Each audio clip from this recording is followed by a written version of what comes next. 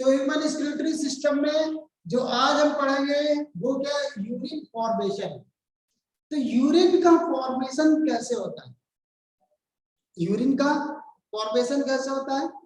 तो यूरिन के फॉर्मेशन के लिए मैंने बताया है कौन वर्क करेगा, किडनी जो है वो वर्क करती है, किडनी जो है पूरा वर्क करेगा। अब किडनी जो देखो करता क्या है, जो ब्लड में दोनों हमारे हार्मफुल सब्सटेंस भी है और कैसे सब्सटेंस है, हमारे लिए बेनिफिशियल सब्सटेंस भी है, हार्मफुल सब्सटेंस भी है, बेनिफिशियल सब्सटेंस है। हार्मफुल सब्सटेंस कौन है? जो मेटाबॉलिज्म के एक्टिविटीज के बाद, मेटाबॉलिज्म रिएक्शन के बाद जो वेस्ट प्रोडक्ट बने, the formation of waste product after from the metabolic reaction, उनको क्या किया जाता है, बॉडी से बाहर कर देंगे, बॉडी से बाहर। अगर उनको बॉडी से बाहर ना किया जाए तो क्या होगा, हमारी बॉडी में वो टॉक्सिसिटी पैदा करेंगे, हमारी बॉडी के लिए टॉक्सिक हो गए यानी हार्मफुल हो गए, और वो क्या करेंगे, इफेक्ट डालेंगे और हमारी बॉडी को क्या करेंगे, डैमेज करेंगे। तो देखिए यूरिन फॉर्मेशन, तो यूरिन फॉर्मेशन भाई कैसे यूरिन फॉर्मेशन होता है? यूरिन का फॉर्मेशन जो है, सपोज दैट कई बार ऐसा होता है, समटाइम्स कई बार ऐसा होता है, देखा होगा कई बार कि वो है, वो हॉस्पिटलाइज है, हुआ क्या, उनका यूरिन जो है, यूरिन प्रॉपर तरीके से क्या हो रहा है, पास आउट नहीं हो रहा है। तो यूरिन पास आउट ना होने दें, क्या प्रॉब्लम, यूरिन अगर पास आउट नहीं होगा प्रॉपर तरीके से तो बॉडी में क्या होगा, टॉक्सिक सब्सटेंस यूरिया हार्मफुल है, इसका लेवल बढ़ेगा, और टॉक्सिक सब्सटेंस अगर नहीं जाएगी हमारी बॉडी को हार्मफुल पड़ेगी, और हमारी बॉडी में क्या फैल जाएगा, पॉइजन। कई बार कहते हैं ना उसकी बॉडी में मालूम पॉइजन फैल गया, कहां से पॉइजन, पॉइजन टॉक्सिक सब्सटेंस जो है वो जो है, अगर यूरिन उसकी नहीं होगी, यूरिन पास आउट नहीं होगा प्रॉपर तरीके से, तो टॉक्सिक सब्सटेंस का लेवल जो है हाई हो जाएगा, मींस यूरिया जो है उसका लेवल क्या हो जाएगा, बढ़ जाएगा, और यूरिया जब बढ़ जाएगी तो क्या हमारी बॉडी के लिए हार्मफुल है। मैंने बताया था अमोनिया हार्मफुल है, बट अमोनिया के कंपैरिजन में यूरिया जो है लेस टॉक्सिक है, बट यूरिया से ज्यादा कौन सा, अमोनिया टॉक्सिक है। तो फिलहाल यूरिन फॉर्मेशन, यूरिन का फॉर्मेशन कैसे होता है? तो सबसे पहले बताओ, स्ट्रक्चरल और फंक्शनल यूनिट जो है, स्ट्रक्चरल एंड फंक्शनल यूनिट इसकी, किडनी की कौन सी होगी, जिससे पूछते हैं वो बताएगा वैष्णवी देसाई, वैष्णवी देसाई बताएंगे, Vaishnavi Desai, structural and functional unit of kidney.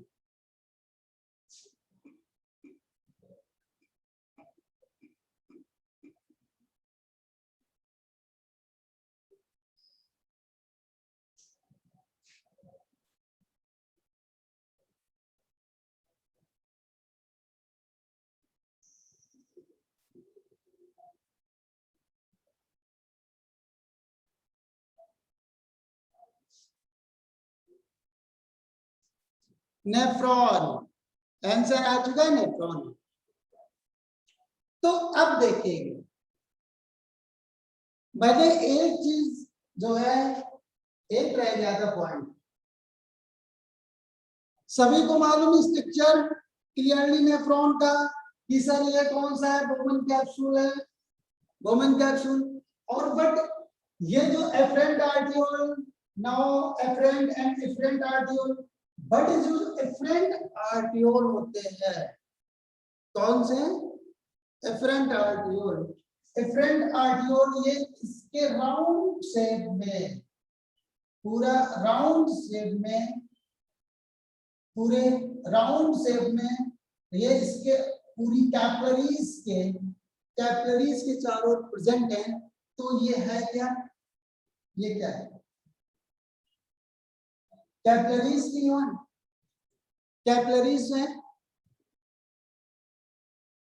जो ट्यूब है, ट्यूब के चारों ब्लड कैपिलरीज प्रेजेंट है, ब्लड कैपिलरीज प्रेजेंट है ना, ट्यूब के राउंड में ब्लड कैपिलरीज प्रेजेंट है। तो ये करेंगे क्या, फंक्शन क्या है, देखो मेनली जो है ये ब्लड, तो कोई भी ऑर्गन क्यों ना, कोई भी ऑर्गन क्या ना, उसमें क्या होगा, आर्टरीज एंड वेन्स, ये मैंने बताया था।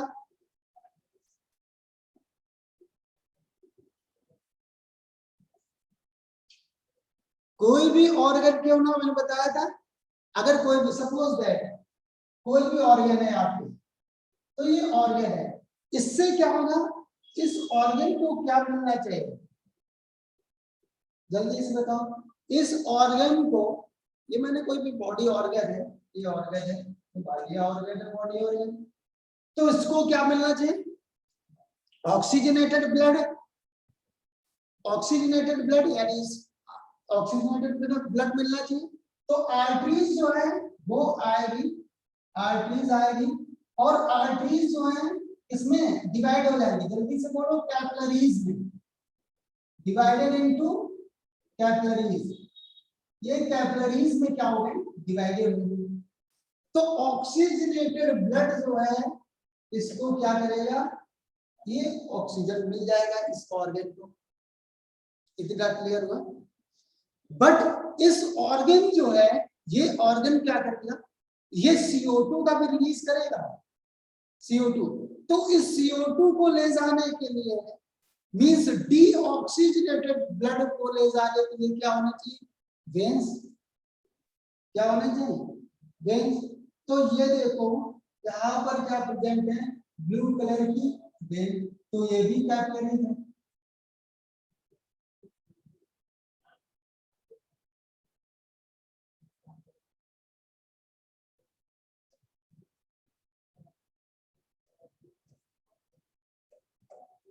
ये क्लियर है, मींस ये क्या हो गया, आर्टरी, और ये क्या है, ये आर्टरीज हो गए, यानी आर्ट्रियोल, और ये क्या, veins, this is veins. Oxygenated blood organ को मिल रहा है, और यहां से डीऑक्सीजनेटेड ब्लड वेन के थ्रू जा रहा है। बहुत ही मेन पॉइंट याद रखना, इतना क्लियर हुआ, इतना क्लियर हुआ सभी को। अब देखो, अब देखें,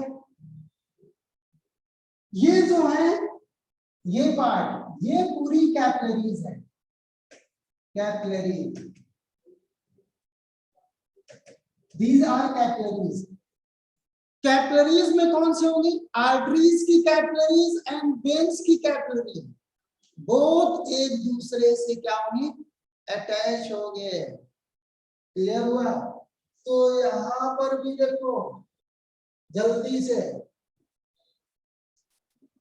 ये कैपिलरीज है, रेड कलर की कैपिलरीज, यही से जो इफरेंट आर्टियोल्स था, ये इफरेंट आर्टियोल, ये लूप ऑफ हेनले के चारों बैंड ऑफ हो गया red colour, now this is blue colour, और ये ब्लू कलर के, तो ये क्या करेंगे, ऑक्सीजनेटेड ब्लड, ये ऑक्सीजनेटेड ब्लड लेकर के आएंगे, एंड कैरी कौन लेकर के जाएगा, deoxygenated, means capillaries are attached,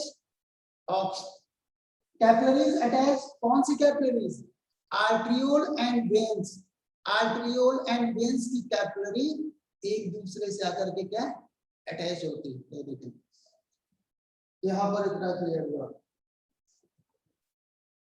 अब देखते हैं और एक structure, this is structure of the NCERT, this is the structure of NCERT, ये एनसीईआरटी का स्ट्रक्चर है, और इन दिस स्ट्रक्चर कैपिलरीज देखो कौन से आ रही हैं, आर्ट्रियोल की कैपिलरीज, एंड वेन्स की कैपिलरीज ये एक दूसरे से मिल रही है, ये रेड कलर की जो दिख रही है वो मिल रही है। This is also known as the vasa recta, इसी को हम वासा रेक्टा बोलते हैं, वासा रेक्टा। जल्दी से क्लियर होगा। ये लूप ऑफ फेनले के राउंड राउंड राउंड जो है प्रेजेंट है आर्टरियोल and veins, this is capillaries, arteriole capillaries and vein capillaries, they attach to each other. इन कैपिलरीज को क्या बोलोगे? Vasa recta, this is known as the vasa recta. बहुत major role play, major role play, major role play करते हैं। This is vasa recta. Clear हुआ है? तो अब कभी कोई भी है, देखो यहाँ पर भी इसमें और क्लियर दिया है, देखें arteries capillaries and vein capillaries they are fused with each other.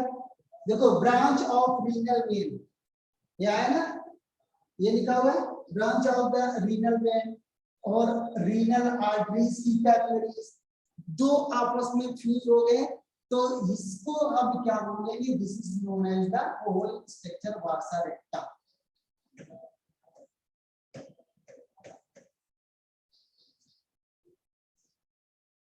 Clear हुआ? यस या नो? जल्दी से बोलो, do fast. Vasa recta, okay. तो देखो loop of Henle and PCT and DCT, ये क्या होते हैं? कैपिलरीज जो है, ब्लड कैपिलरीज, ये रैप्ड होते हैं, they are wrapped mean coiled over the DPCT and loop of Fenley and DCT, PCT and DCT and loop of Fenley wrap होते हैं, चारों कॉइल्ड होते हैं, रैप होते हैं।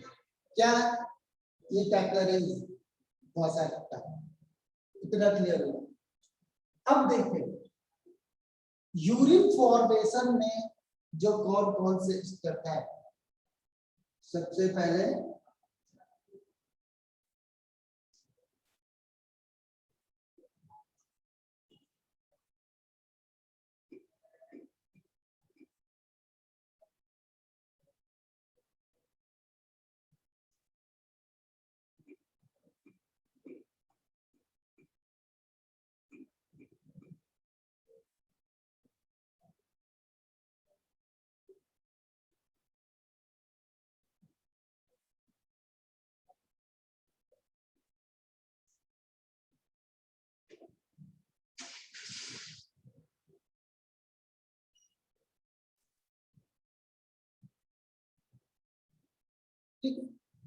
अब यूरिन फॉर्मेशन में कौन कौन से स्टेप हैं, यूरिन फॉर्मेशन कैसे होती है, तो इसके जो स्टेप्स हैं वो कौन से स्टेप्स होंगे?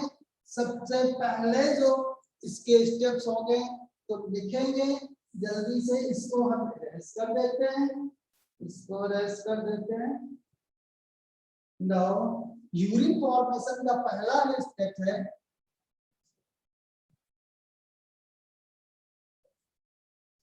फर्स्ट कौन सा?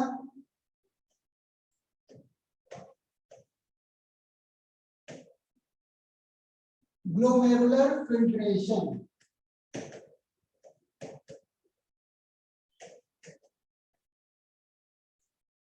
ग्लोमेरुलर फिल्ट्रेशन जो सेकेंड है, सेकेंड अगर देखें tubular reabsorption, tubular reabsorption.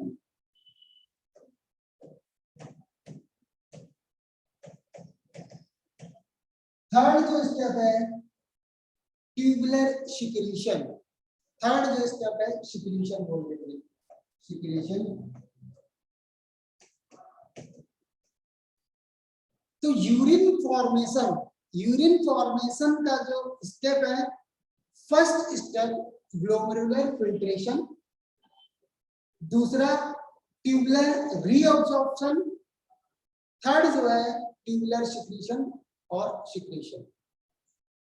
Third step में यूरिन का फॉर्मेशन अगर हमारी आपकी बॉडी में हो रहा है तो ये थर्ड स्टेप है, glomerular filtration, tubular reabsorption and secretion. तो सबसे पहले जो पॉइंट हम देखेंगे इसका ग्लोमेरुलर फिल्ट्रेशन। तो फिल्ट्रेशन का काम, फिल्ट्रेशन का वर्क जो हो रहा है यहाँ पर जल्दी से देखो, सबसे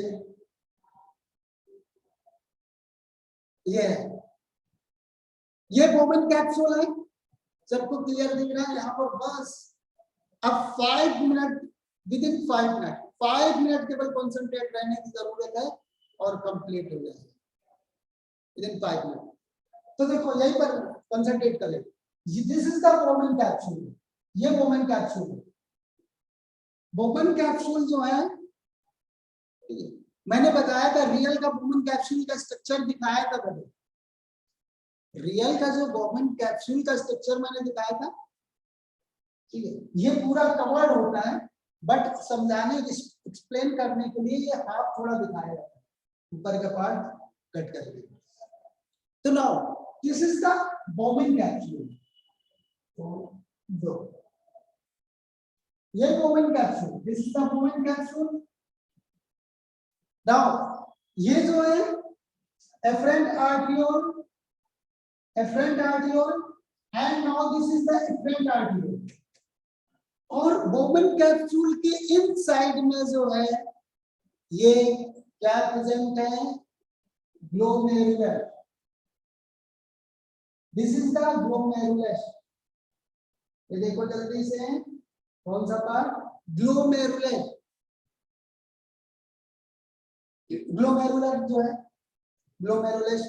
नाउ जो फिल्ट्रेशन का वर्क करेगा, फिल्ट्रेशन का काम करेगा, किसको फिल्टर करता है, फिल्टर किसको करता है, the work of filtration by the glomerulus, the filtration work by the glomerulus.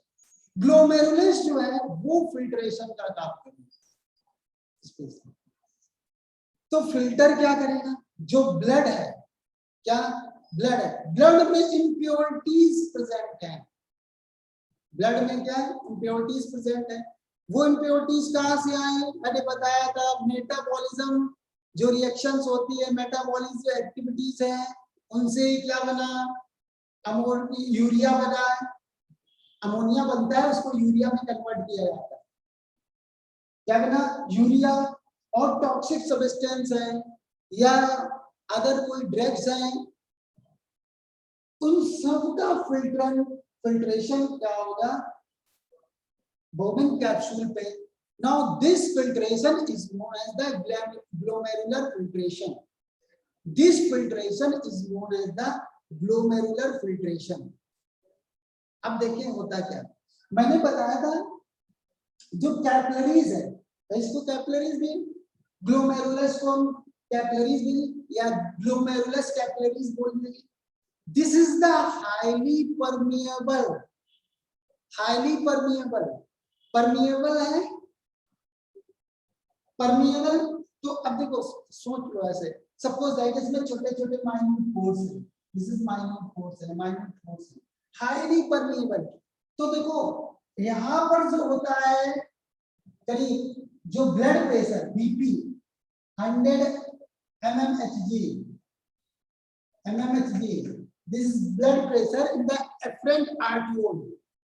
But जैसे ही कैपिलरीज पर आएगा ब्लड, तो बताओ इसका जो है बीपी कैसा हो जाएगा, यहाँ पर जो pressure is very high, the pressure is very high, pressure is very high, very high कहां पर, इन द ग्लोमेरुलस, इन पर बहुत ही हाई होगा,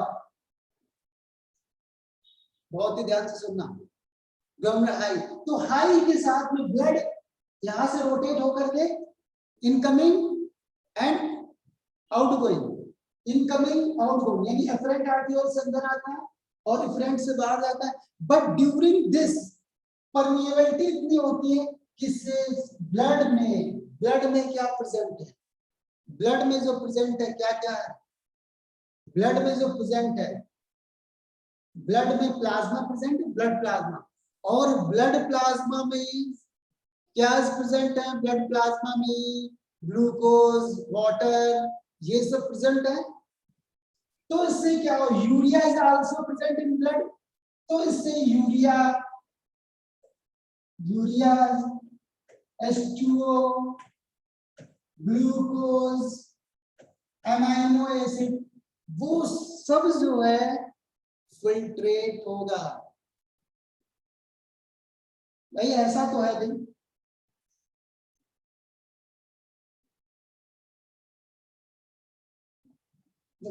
ऐसा तो है भाई कि यूरिया, यूरिया केवल फिल्ट्रेट होगा, यानी मान लीजिए यहाँ पर ये ग्लोमेरुलर फिल्ट्रेशन का ये बोमन कैप्सूल प्रेजेंट है, ये बोमन कैप्सूल फेस लिख नहीं पाता है, ये बोमन कैप्सूल प्रेजेंट है, प्रेजेंट बोमन कैप्सूल, ये बोमन कैप्सूल प्रेजेंट है, और इसी में जो है आर्टरियोल जो है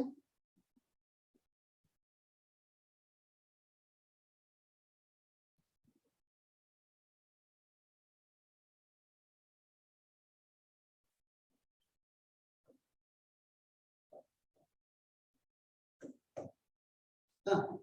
तो ये देखो, अब ऐसा तो होगा भी कि यूरिया, यूरिया फिल्टर होकर किस पे निकला, यूरिया तो है डिसॉल्व है किसमें, वाटर में डिसॉल्व है, तो वाटर आउट होगा तो यूरिया भी आउट होगी, बट उसी के साथ में, उसी के साथ में जो प्रेजेंट है ग्लूकोज इसमें प्लाज्मा में, तो ब्लड प्लाज्मा से जो आटा है, तो देखो ग्लूकोज, ग्लूकोज, यूरिया, यूरिया भी आ जाएगा फिल्ट्रेट होकर H2O and other amino acid, वो सब फिल्ट्रेट ड्यू टू फिल्ट्रेशन, वो प्लाज्मा में जो प्रेजेंट है वो सभी इस पे आ जाएंगे। तो फर्स्ट स्टेप जो है फिल्ट्रेशन, फिल्ट्रेशन, तो ब्लड प्लाज्मा में, बट ये याद रखना परमिएबिलिटी होती है, बट आरबीसी जो है, आरबीसी परमिएबल है, बट इसके जो पोर्स है परमिएबिलिटी इतनी हाई नहीं कि आरबीसी के जो है आरबीसी आउट नहीं होगी, मींस आरबीसी जो है आउट नहीं होगी। अगर आरबीसी अगर इसमें आ जाएगा तो क्या होगा, यूरिन में ब्लड आने लगेगा, ये होता है, बट कब, जब इन्फेक्शन हो जाते हैं, जब इन्फेक्शन होता है किडनी में या यूरिन ट्रैक में, तब ऐसी पॉसिबिलिटी प्रेजेंट होती है, but in normal condition, normal condition में ऐसा नहीं होता। तो सबसे पहले क्या हुआ, फिल्ट्रेशन का काम, इसमें ये ब्लड में, ब्लड का जो यहाँ पर प्लाज्मा है, इसमें ब्लड में जो भी है वो water, urea, amino acid, hormone, वो फिल्टर होकर के कहां पर आ गए, बोबिन कैप्सूल में। सबसे पहला बोबिन कैप्सूल में, क्लियर हुआ। तो फिल्ट्रेशन, फिल्टर होगा, this is known as the filtration, इसको क्या बोलेंगे, फिल्ट्रेशन। तो पहला स्टेप क्लियर हुआ, फर्स्ट स्टेप ग्लोमेरुलर फिल्ट्रेशन, जो फिल्ट्रेशन का वर्क हुआ है ग्लोमेरुलर में, is known as the glomerular filtration. जल्दी से बोलो जैसे दो,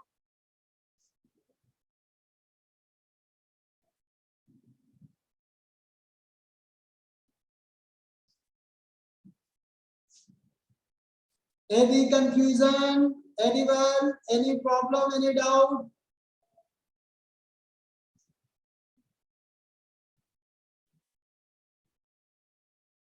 नो सर। ओके, तो सिंपल सी बात है, फिल्ट्रेशन का वर्क हो गया। अब दूसरा आ जाए, ठीक है।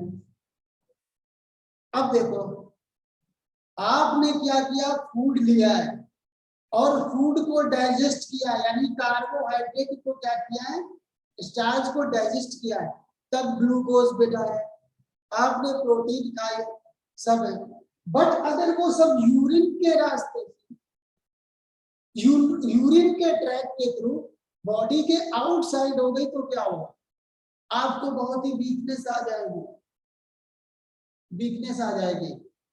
क्यों? आपने जितने भी जो जो आपके इंपॉर्टेंट जो न्यूट्रिएंट्स है वो सब क्या हो गए, यूरिन के थ्रू आउट हो गए, वीकनेस हो जाती है ना। कई बार होता ना,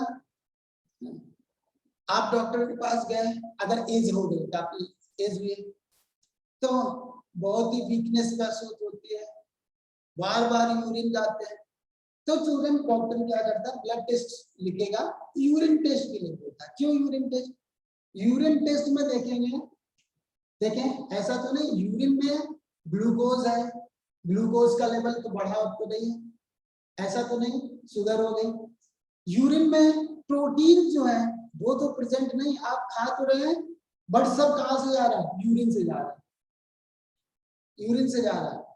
एनर्जी ले रहे हैं और एनर्जी ऐसे आउटफ्लो हो रही है, ऐसे यूरिन। इसलिए उसका क्या होना चाहिए, उसका क्या होना चाहिए, मींस जो यूरिया है हार्मफुल है वो तो चले जाए, वो तो आउट यूरिन के रास्ते से आउट हो जाए, यूरिनरी ट्रैक से आउट हो जाए, वो तो क्लियर है। बट जो आपके बेनिफिशियरी है, यदि जो है ग्लूकोज है और अमाइनो एसिड है, वो सब क्या हो जाएंगे, उनका क्या होना चाहिए, रीएब्जॉर्प्शन, उनका एब्जॉर्प्शन होना चाहिए। अच्छा एब्जॉर्प्शन, यहाँ पर रीएब्जॉर्प्शन क्यों बोल रहे हैं, ये बोलो यहाँ पर रीएब्जॉर्प्शन क्यों बोल रहे हैं, एब्जॉर्प्शन क्यों नहीं बोला, रीएब्जॉर्प्शन, रीएब्जॉर्प्शन क्यों बोल रहे हैं, क्योंकि एब्जॉर्प्शन का प्रोसेस कहां पर हुआ था, एक बार डाइजेस्टिव सिस्टम में, डाइजेस्टिव सिस्टम में एब्जॉर्प्शन का प्रोसेस हुआ था, डाइजेस्टिव सिस्टम में हुआ था। तो फूड के डाइजेशन को, तो फूड का डाइजेशन हुआ, फिर क्या होता है, एब्जॉर्प्शन हो रहा था, तो उसको हम क्या बोल रहे थे, एब्जॉर्प्शन। बट यहां पर क्या हो रहा है, once again absorption takes place, means reabsorption, that's why this is known as the reabsorption। तो absorption नहीं बोलेंगे, reabsorption। absorption का process, the process of absorption takes place in the small intestine, large intestines, this is the absorption। but once again reabsorption, once again absorption takes place, so this is known as the reabsorption.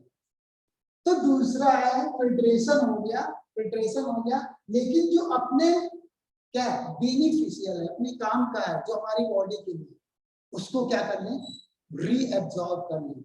अगर reabsorb नहीं किया तो urine के through क्या हो जाएगी, pass out हो गया, नहीं यूरिन के थ्रू क्या हो जाएगा, चला जाएगा, पता चला गए डॉक्टर साहब क्या हुआ, खाते तो बहुत है लेकिन बॉडी लगता नहीं है, ऊपर से दिन पे दिन क्या वेट लॉस होता जा रहा है। अच्छा क्या करना पड़ेगा, चलो ये blood test, urine test, urine test भी, यूरिन टेस्ट लिख देते हैं। देखिए ऐसा तो नहीं यूरिन में प्रोटीन है वो मिल रही है, यूरिन में ग्लूकोज है वो ज्यादा है, यूरिन में और भी जो अपने काम का वो भी है। तो देखो, तो दूसरा है क्या, ट्यूबुलर रीअब्जॉर्प्शन। तो नाउ चलो अब जल्दी से ट्यूबुलर रीअब्जॉर्प्शन को देखते हैं, tubular reabsorption.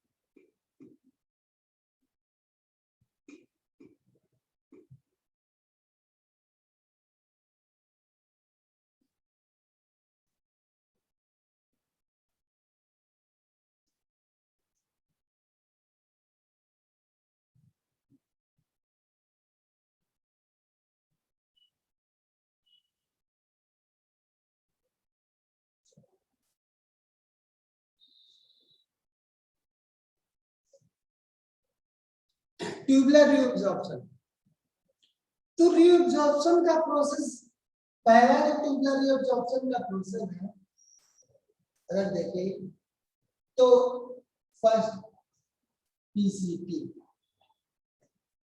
Reabsorption in PCT, PCT में क्या होना चाहिए, reabsorption. After then reabsorption in loop of Henle, loop of Henle. Question ये आता है पीसीटी में रीएब्जॉर्प्शन का प्रोसेस, लूप ऑफ एनलेन में रीएब्जॉर्प्शन का प्रोसेस होगा। ऐसा नहीं कि सभी रीएब्जॉर्प्शन हर एक जगह, और डीसीटी में रीएब्जॉर्प्शन का प्रोसेस। तो एक एक करके इस पे देखेंगे। ये स्ट्रक्चर कुछ ज्यादा अच्छा नहीं लग रहा है, ये बहुत ही अच्छा है, ये पुराना स्ट्रक्चर और ये बहुत ही, ये एनसीईआरटी से मैच कर रहा है। तो देखो इस स्ट्रक्चर पे हम दोबारा आएंगे, लेकिन सबसे पहले अपने मेन स्ट्रक्चर पे जाते हैं। ये स्ट्रक्चर का अब देखो इस स्ट्रक्चर में मान लिया हमने क्या किया, इसको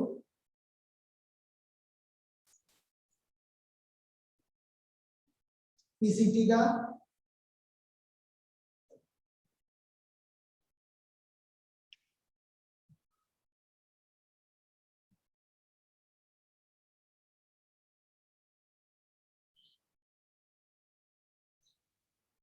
this is the part of PCT, ये पीसीटी का पार्ट है।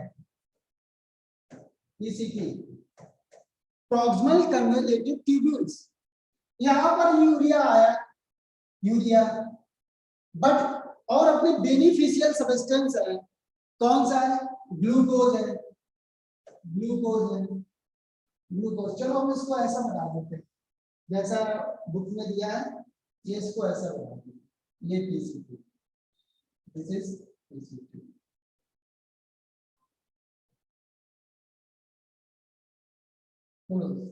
ये ज्यादा बेटर रहेगा, ये पीसीटी है। इसी में क्या फिल्ट्रेट होकर के, अच्छा जो फिल्टर होकर के आया सब्सटेंस, इसको क्या बोलेंगे, फिल्ट्रेट। उसके क्या बोलेंगे, वो जो मटेरियल फिल्टर हुआ उसे क्या बोलेंगे, फिल्ट्रेट, फिल्ट्रेट। दिस मटेरियल को क्या बोलेंगे, फिल्ट्रेट। तो कौन सा फिल्ट्रेट, ग्लोमेरुलर फिल्ट्रेट। तो ये जो आया फिल्ट्रेट होकर के, इसमें ये फिल्ट्रेट भरा पड़ा है, ये फिल्ट्रेट है, दिस इज फिल्ट्रेट। और इसी में क्या है, ग्लूकोज है, ये ग्लूकोज है इसी में। इसी में क्या है, सोडियम आयन है, अपने काम क्या है। और इसी में क्या है, H2O है। इसी में क्या है, अमाइनो एसिड है। भाई इनको क्या करना पड़ेगा, रीएब्सॉर्ब करना पड़ेगा, रीएब्सॉर्ब। तो क्या, कौन रीएब्सॉर्ब करेगा, पीसीटी में। पीसीटी में क्या प्रेजेंट था, क्यूबॉइडल। इसकी इनर लाइनिंग किसकी बनी थी, जल्दी से बोलो, the inner lining of PCT, जल्दी से, डू फास्ट। पीसीटी की इनर लाइनिंग किसकी बनी थी, क्यूबॉइडल एपिथेलियम की। मींस ये क्या करेगा, एब्जॉर्ब कर लेगा। तो एब्जॉर्ब कैसे करेगा, ये ऐसे एब्जॉर्ब कर लेगा, किसके द्वारा से। तो रीएब्जॉर्प्शन का जो है हम सिंबल बनाएंगे, तो ऐसे जब ये ऐसा बनाते हैं, एरो इधर की तरफ, ये एरो इधर की तरफ, तो ये this is the symbol of reabsorption. इसका मतलब इस पे जो प्रेजेंट था क्या, sodium, H2O, amino acid, glucose, ये सब क्या हो जाएगा, रीएब्सॉर्ब होगा बाय पीसीटी। तो क्लियर हुआ। तो अब स्ट्रक्चर में आ जाए, क्योंकि यहाँ पर जब मैं स्ट्रक्चर बनाता तो और क्लियर होता है। तो ये देखो पीसीटी वाला part, this is part of the PCT. PCT में इसका रीएब्सॉर्प्शन हो रहा है, बस क्वेश्चन यहीं पर याद रखता है, the reabsorption takes place, reabsorption हो रहा है, reabsorption takes place in PCT. पर किसका, देखो जल्दी से, सोडियम, सोडियम का, दिस सोडियम का। तो पीसीटी में रीएब्सॉर्प्शन किसका हो रहा है, जल्दी से, सोडियम आयन। नाउ दूसरा कौन सा? क्लोराइड आयन और H2O, H2O और क्या है? ग्लूकोज। ग्लूकोज ये अब रीअब्सॉर्ब कर लिए जाएंगे, नहीं तो क्या रीअब्सॉर्ब नहीं की जाएंगे तो इधर से आते हुए आउटसाइड में और इधर से जाते हुए कहां पर पहुंच जाएंगे? यूरिन में पहुंच जाएंगे और यूरिन के थ्रू पास आउट हो जाएंगे। तो वेरी सिंपल, कोई टेंशन नहीं लेना, सिंपल सी बात, इतना याद रखना, पीसीटी में रीअब्सॉर्प्शन होगा किसका? Sodium ion, chloride ion, H2O, glucose, that mean amino acid, amino acid and vitamin. Clear हुआ? जल्दी से बी फास्ट, जल्दी से बताओ।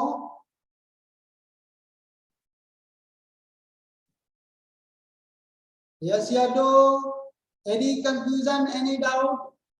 एवरी एब्जॉर्ब हो गया, काम खत्म। बट किस पे? पीसीटी में हुआ। किसका हुआ? इनका हुआ।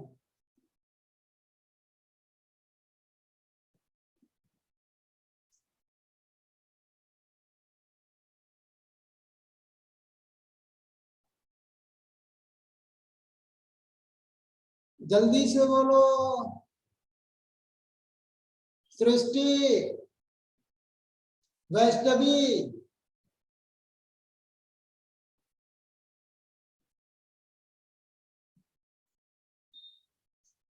तो मैंने यहाँ पर लिख दिया सर पीसीटी में, एक बार फिर लिखते हैं, सोडियम आयन का रीअब्सॉर्प्शन होगा और रीअब्सॉर्प्शन का लेकिन सिंबल याद रखना, ये एरो जो है इधर की ओर बढ़ेगा। क्यों?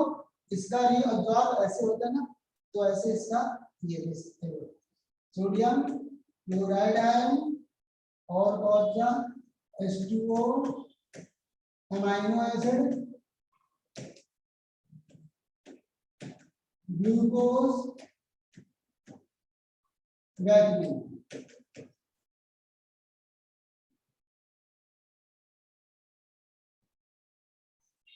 क्लियर?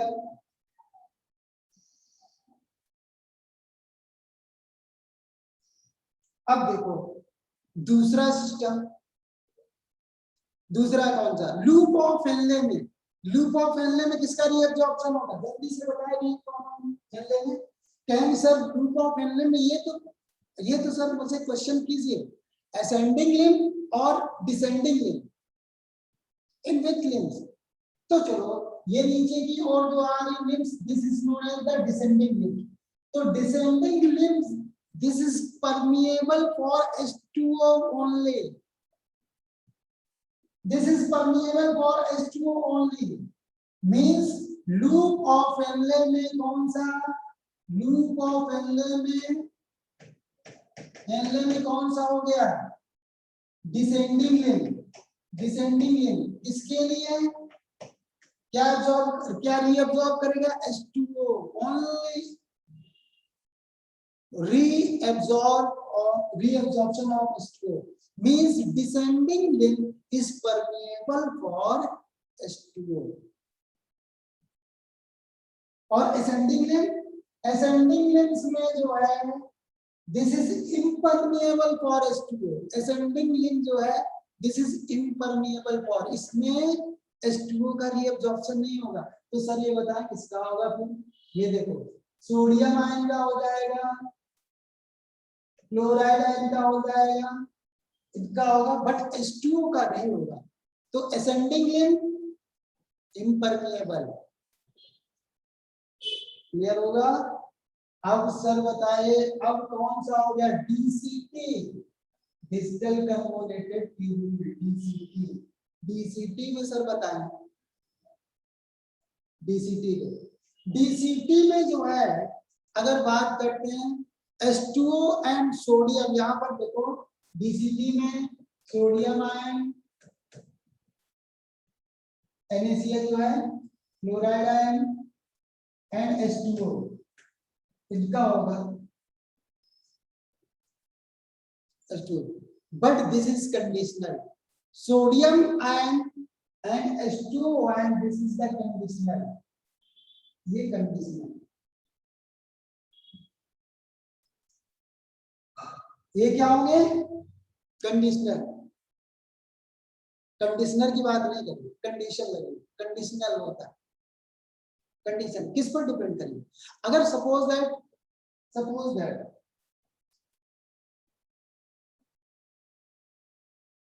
आपके पास क्या है?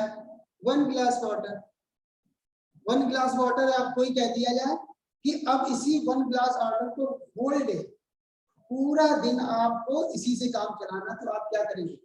लिया थोड़ा सा, एक घुट, फिर दूसरा, तीसरा, ऐसे करेंगे। अगर मान लिया आपके पास 4 लीटर का बॉटल प्रेजेंट है, कहते हैं इतना पानी आपको दिन भर यूज करना, आपको कहेंगे इतना बहुत सफिशिएंट है, तो आप कुछ पी लेंगे, थोड़ा बहुत उसको क्या कर देंगे? फेंक देंगे, फिर पिएंगे। तो बॉडी को मालूम, देखो ऐसी बॉडी को मालूम, बॉडी में अगर तुम्हारे बॉडी में कम वाटर यहाँ से आप टेकिंग, भाई ड्रिंकिंग वाटर जो है वो, आप टेकिंग वाटर जो है वो बहुत ही कम है, तो एब्जॉर्प्शन क्या करेगा? पूरा एब्जॉर्ब करेगा। अगर वाटर की कमी नहीं तो क्या करेगा? जाने दो, यूरिन। जब भी क्या होता है, जब आप ज्यादा पानी पीते हैं तो यूरिन भी बहुत होता है, यूरिन भी बहुत होता है, बट लिटिल वाटर यूरिन कम होता है। तो कंडीशन डिपेंड करेगा, आपने थोड़ा पानी लिया है कि ज्यादा पानी लिया है, कंडीशन डिपेंड करेगा, उसी अनुसार डीसीटी पे रीएब्जॉर्प्शन का प्रोसेस होगा। क्लियर हुआ? अब नाउ कलेक्टिंग डक्ट पे आया। कौन सा? Collecting duct. तो ये देखो, ये पूरा हम बना लेते हैं, और ये था ग्रुप ऑफ रिले का, फिर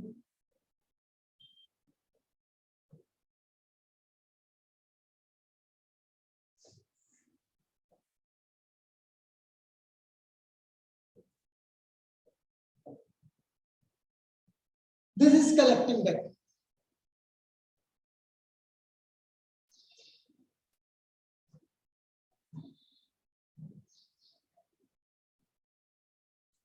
now this is collecting duct. ये कौन से होंगे?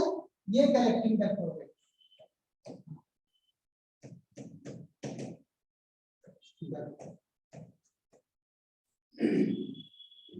Collecting duct. अब कलेक्टिंग डक्ट में भी क्या होगा? H2O का रीअब्जॉर्प्शन हो जाएगा प्रोसेस। H2O का क्या हो गया? रीअब्जॉर्प्शन हो गया, और सोडियम का समटाइम्स सोडियम का reabsorption. Now filtrate in the collecting duct. जो फिल्ट्रेट है किसमें? कलेक्टिंग डक्ट पे है, कलेक्टिंग डक्ट पे, उसको जो फिल्ट्रेट कहां पर? In the collecting duct. Collecting duct में जो फिल्ट्रेट बचेगा उसे ही क्या बोलेंगे? यूरिन। यूरिन कब बोलेंगे? यूरिन कब बोलेंगे? The filtrate in the collecting duct. Collecting duct में जो फिल्ट्रेट बच गया उसे ही क्या बोलेंगे? यूरिन। यूरिन यहाँ पर नहीं बताया था कि फिल्ट्रेट है, ये यूरिन कहलाने लगा, पर ग्रुप ऑफ एनल में फिल्ट्रेट है नहीं। ये फिल्ट्रेट जो प्रेजेंट है, ये फिल्ट्रेट आगे बढ़ता जाता है, ये फिल्ट्रेट आगे बढ़ता जाता है, जितना रीअब्जॉर्प्शन होना है वो रीअब्जॉर्प्शन होता रहेगा, but now filtrate is coming to collecting duct, this filtrate is known as the urine. तो यूरिन किसे बोलेंगे? कलेक्टिंग डक्ट में जो फिल्ट्रेट है उसी को क्या बोलेंगे? यूरिन। क्लियर हुआ? 2 पॉइंट क्लियर हो गए? यस या नो? जल्दी से बोलो, यस या नो।